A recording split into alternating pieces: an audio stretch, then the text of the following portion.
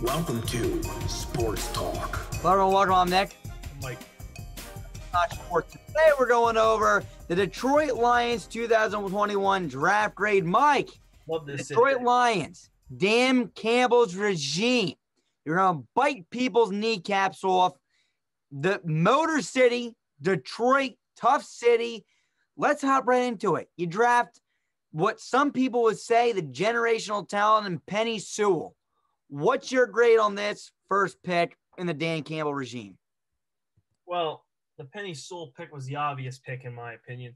Well, it wasn't. I mean, some people had him going receiver, but I think this is the right pick. I mean, where do you build your roster? You build your roster through the lines, the offensive line and the defensive line, and then you get better elsewhere. So you got the trenches are the most important part of a football team in a lot of people's opinion. So I love the Penei Sewell pick. Absolutely love it. In my opinion, he was the best offensive lineman in this draft. There were a lot of good ones, but I do think Penei Sewell had the upper hand on every single one of them. He does everything good. He's going to be ready to come into the NFL and start. Weren't we discussing, though, where they were going to play him? Wasn't that talked about? That's an issue. That is an issue. Because he played left tackle in college, and there has been rumors that he's playing right tackle for the Lions. That I don't like. Because going from left tackle to right tackle, regardless of how much of an athlete you are, it's like writing with the opposite hand. That's the comparison from moving to the other side of the line at the tackle position. Everything is backwards. So that I don't like. But if they play him at the right position, he has all the skills to be an all-pro in this league. I'm just going to come right out and say he can be an all-pro offensive lineman in this league. But I don't know about if they put him at right tackle. That I don't like. I hope they didn't draft him to play right tackle. I think that is what's happening. And look, I graded it. He was my top offensive lineman ranking in college. He only played left tackle. That's what I got written down in my notes. I gave it a look. I said he's an absolute beast. Great pass blocker. Is agile to get quick guys coming off the edge. Great run blocker as he's able to seal off his defenders. He also has a mean streak in him, right? He loves to lead block on screens and run people into the ground. He's a nasty guy. He's an old school nasty guy. He's a Dan Campbell guy. And I remember in the draft process, Penei Sewell said he could play both left and right tackle. And now I'm hearing things that he's struggling converting to right tackle. Well, could he really play right tackle? And like I said before, and you said before, and I was thinking too, it is very tough to change from left to right tackle. I mean, everything changes. What leg goes backwards? If you're left tackle, your left leg's back. Right tackle, your right leg's back. It's different. What hand's in the dirt? What blood? All this stuff changes. And for Penei Sewell to be a generational talent, a great prospect at left tackle, which he was, I don't know if we'll be the same at right tackle. Some people can never make that change. And for them to put him at right tackle, it's a challenge for the guy. He might not be as good as a right tackle. I still grade this pick at A+. As a left tackle, as a right tackle, that's concerning. So we'll see what happens.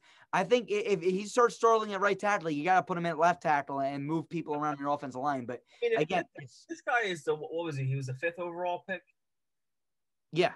You don't take the 5th overall pick and tell him. Seventh. What am I saying? Seventh. Yeah, I don't know why I said 5th. You don't take the 7th overall pick and tell him to change his position. That's just something you don't do.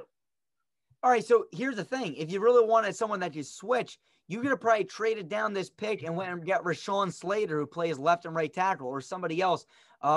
What's his face? Liam Eichenberg, who went late in the draft, second round. He's a guy that can play both left and right tackle. On film, at least, that I saw. Penei Sewell never played right tackle in college, as far as what I saw in my film study. I didn't see a single snap from right tackle. So he may have. I just never saw it. All right, let's go to the next guy. Levi Onwuzurike. Where did you go, Levi? Onwuzurike. Well, we're probably not pronouncing that correctly. You go with Levi. We're going to call him Levi for the sake of this video. He's a defensive tackle out of Washington. The Lions selected him with the 9th overall pick in the 2nd round. He's 6'3", 290 pounds. Now, what I saw when I scouted him, let's see, I ranked him 8th out of the top out of my defensive tackles. So he ranked 8th on my list. He did make my top 10. I think he's a pretty polished defensive tackle. I like the way he hits the gap. He stops running backs in the backfield. But the thing that concerns me with him is his pass rushing ability. I don't know how great that will translate into the NFL. I think he needs to improve. He's not a very lanky guy. He's 6'3", 290. He's short and heavy. So I'm not crazy about his build. I think he could be a quality run defender in this league. He's a strong guy, hustles, and he's got a good motor on him. But I think he needs to improve his pass rushing ability. And he lost a year of development. And like I said before, he lacks length. His frame may be maxed out. Can you see him really putting on that much weight at 6'3"? I mean, he can maybe get in the 300s, but I don't see him putting up much weight and it being very effective for him. So I think he lacks length. Overall, I don't think it's a bad pick. I think he can fit in with Dan Campbell because Dan Campbell is just a different type of breed. So, I mean, I don't mind the pick. I don't know what other defensive tackles were on the board. There are probably ones I had ranked higher than him still on the board. Who is still on the board at this pick, Nick? You know off the top of your head? Yeah, I had a lot of my top ranked prospects. Milton Williams was still there. I mean, Milton Williams was my one of my top ranked defensive tackles. Jay Tuflu was still available. Yep, Tufelu. Yep. Those are all guys I would have taken over him. So I don't love the pick. I don't hate the pick. I think there were other options to go with here, in my opinion. Absolutely. Look, early second round, that was definitely a little bit of an overdraft, in my opinion, at least. He was my 10th ranked defensive tackle. I said he's good at getting pressure up the middle, has a good reaction off the snap. Those were the little notes I wrote about the guy. Look, that was all I wrote. I wasn't really too impressed with what I saw. You mentioned some more things that I really just didn't see, like some of the things that you went more into detail. That's all I wrote down about this guy because he really wasn't too impressive. In my notes, I had written down he was 6'2", 290. What did you have him listed as? I got him at 6'3", 290.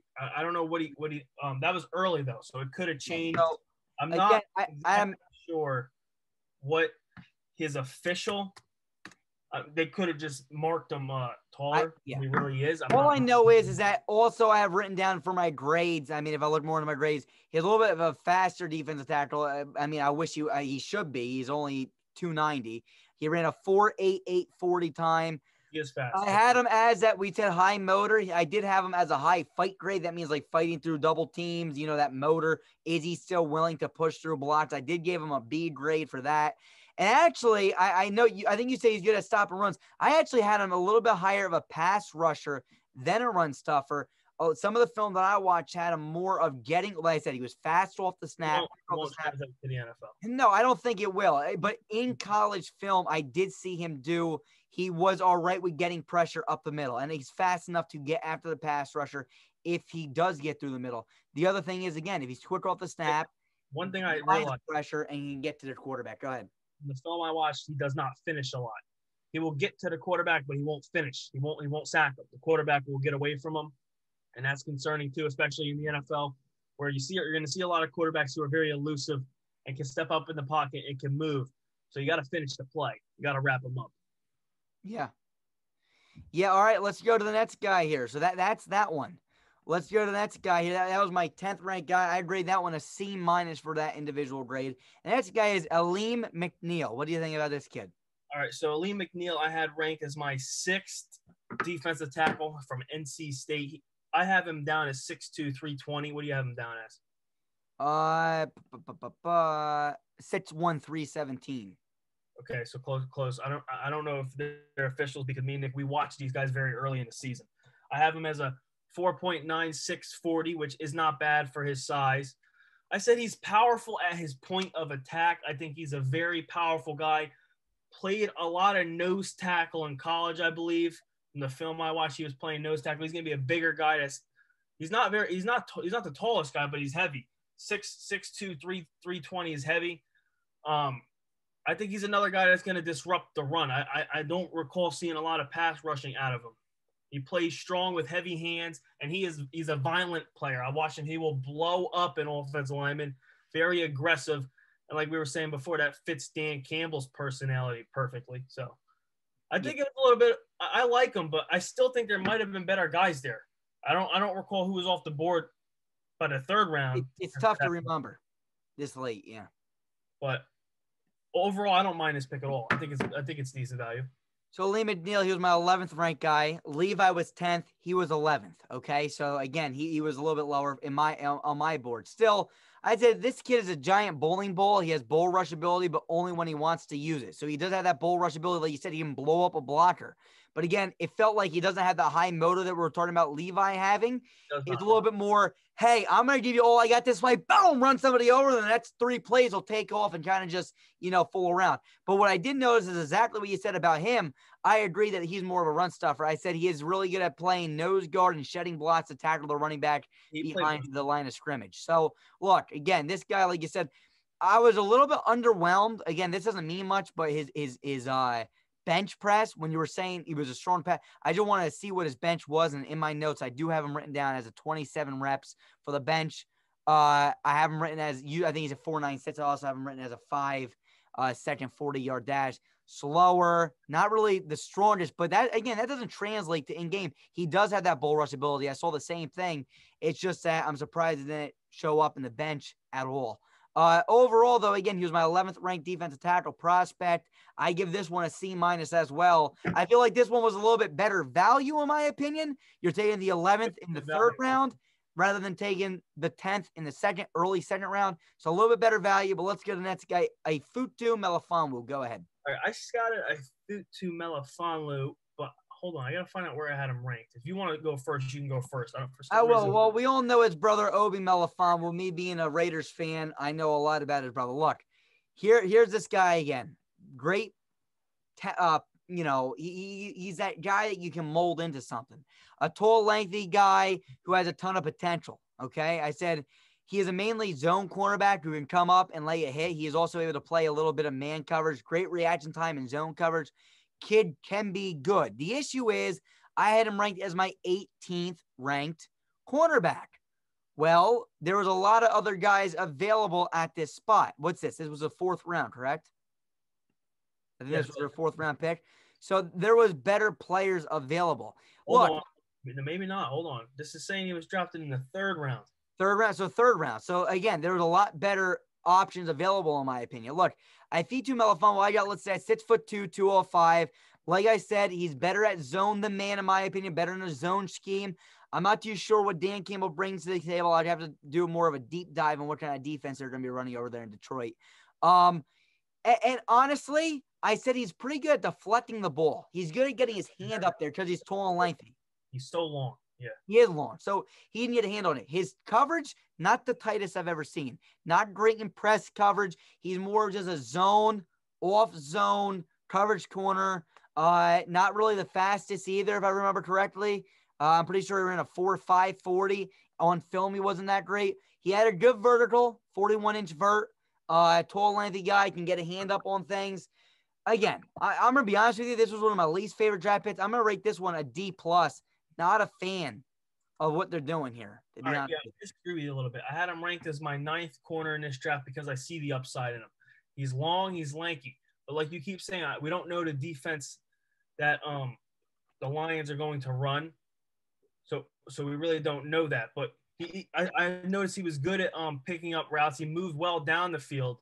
But his main problem is it looks slow off a release, and he gives too much space to the defender. You don't see him really get up on a defender and play aggressive coverage. And a guy like him, you want to kind of do that because he's got long arms, so he can bump a guy at the line and have reach and be able to get back to recover, I would think. But I just don't think he's a good enough corner yet. I think he's a raw prospect. That's why he ranked ninth in my list of corners. But I see the upside. I think he's a good athlete. I think he's got good size. This is the problem. You don't see a lot of good big corners in the NFL anymore, and it's kind of something you're missing. And the reason we're not seeing him is because they can't move with guys like Tyreek Hill and guys like John Ross and all these real fast speedsters.